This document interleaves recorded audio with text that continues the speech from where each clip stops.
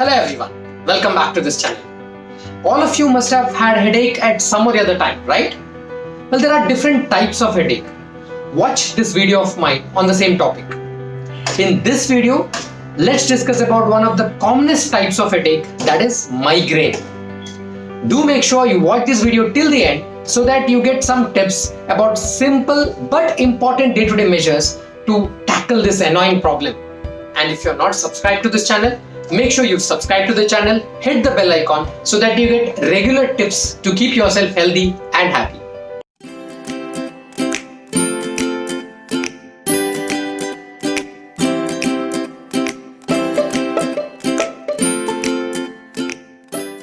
What's migraine?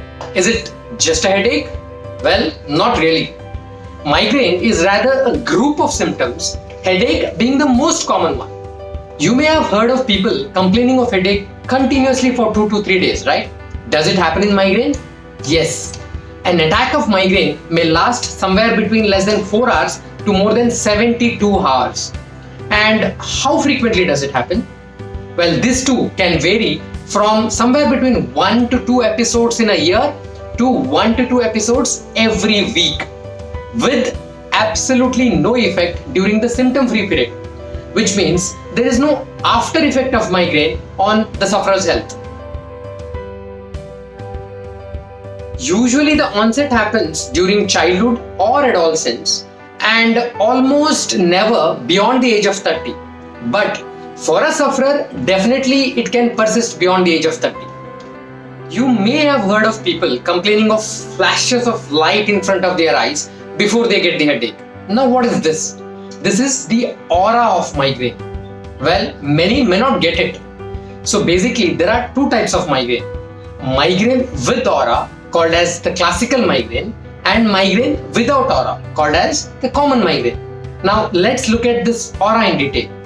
This can be of different types, like flashes of light in front of the eyes, or zigzag lines in front of the eyes, or blurring of the vision, or an area of blindness called as scotoma. Now, all these symptoms usually appear half an hour to 1 hour before the onset of headache. The other types of aura include tingling and numbness in the body or limbs, or for that matter, some patients can even have transient weakness of their limbs. Now, these are the other types of aura which are not so common. Well, among the two types, this classical migraine with aura is the rarer one, accounting for only 10% of the sufferers, while the remaining 90% have a common migraine without any aura. But the presence or absence of aura says nothing about the severity of headache. This is the course of events that occur during an attack of classical migraine. Well, it doesn't mean that all of these are seen in a patient of classical migraine. It may be or may not be seen. The prodrome phase, which is very difficult for a sufferer to identify and may be very rarely seen, has these symptoms. Now, this is followed by a phase of aura, about which I already spoke. A very important thing about aura is that whatever the neurological deficit that is seen during is completely reversible. And this aura is followed by headache proper. A theory for explaining the mechanism of aura is that there occurs temporary spasm or narrowing of blood vessels supplying blood to brain. And also there is development of abnormal shunting of blood. As a result, few areas of the brain do not get enough blood supply and lead to these neurological deficits, which are transient and reverse completely after the episode of migraine. Now, this is followed by dilatation of blood vessels inside the skull, which cause headache. Now, this possibly is because of decrease in the amount of a substance called as serotonin.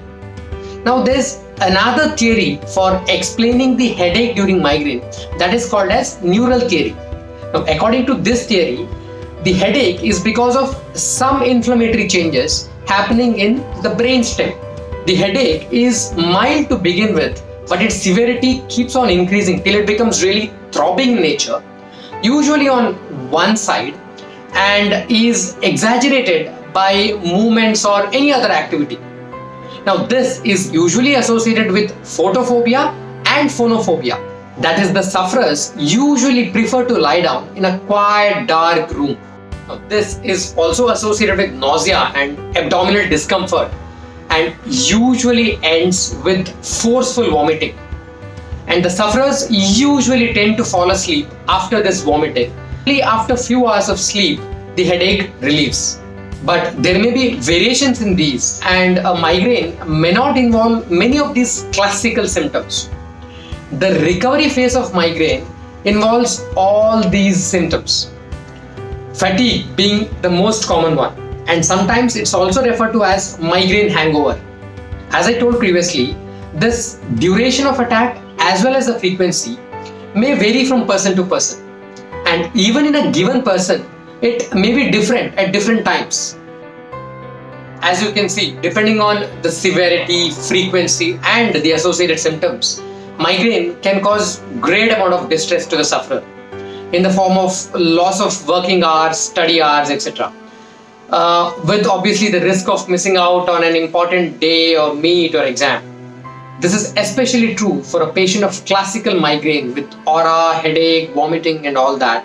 And on long term, they may even develop depression because of the poor quality of life resulting out of it. Most migraine attacks are spontaneous, but few internal as well as external factors may act as a trigger in the beginning of an attack. The list of factors which can act as trigger for an episode of migraine attack is very long, and as they say, anything under the sun can trigger a migraine attack. But for a given person, there may be a particular factor which is responsible for triggering an attack of migraine every single time, like lack of sleep or eating a particular food item. So it's very important that an individual tries to identify some sort of trigger which is leading to this migraine attack, and then obviously try to avoid it as much as possible. So these are a few of the rarer forms of migraine which may occur in some of the individuals. While another type of migraine is the one which is noted in ladies during the menstrual period. This mainly happens because of the hormonal changes that happen in the body during the menstrual period. The treatment of migraine can be of three types. One is to prevent the triggering factors. The second is the prophylactic medications which will help the patient to decrease the frequency or severity of migraine attack. The third is the medications given to end an active attack of migraine. Lifestyle modifications and inculcating overall healthy habits, including clean and healthy diet along with good amount of sleep, play a very important role in the life of a migraine sufferer. Now this obviously along with avoiding any of the known triggering factors. When it comes to prophylactic medications, these are the list of medications which are used as migraine prophylaxis. Now, a decision to start a patient or not on prophylactic medication depends on multiple factors. Most important being frequency of attack, severity of attack, the effect of the migraine on the quality of life of the sufferer, and of course, the tolerance of the patient to the migraine prophylactic medications. The most important set of medications is the one used to end an active attack of migraine. Now this can be non-specific painkillers or migraine-specific medications like these. Along with this, supportive medications are also given like antiemetics to tackle the nausea as well as vomiting and providing the patient a quiet, dark room. The migraine-specific medications are available in different forms like oral tablets or these strips which are to be kept on the tongue from where they get dissolved and absorbed for a quicker action, or even nasal sprays. So these are few of the important points about this very commonly encountered condition. I know that large part of this topic is still untouched, and I've only tried to cover a few important and common features of this condition to keep the video short. Well, in case if you want to know more about this condition or if you have any query regarding migraine, feel free to mention in the comment section.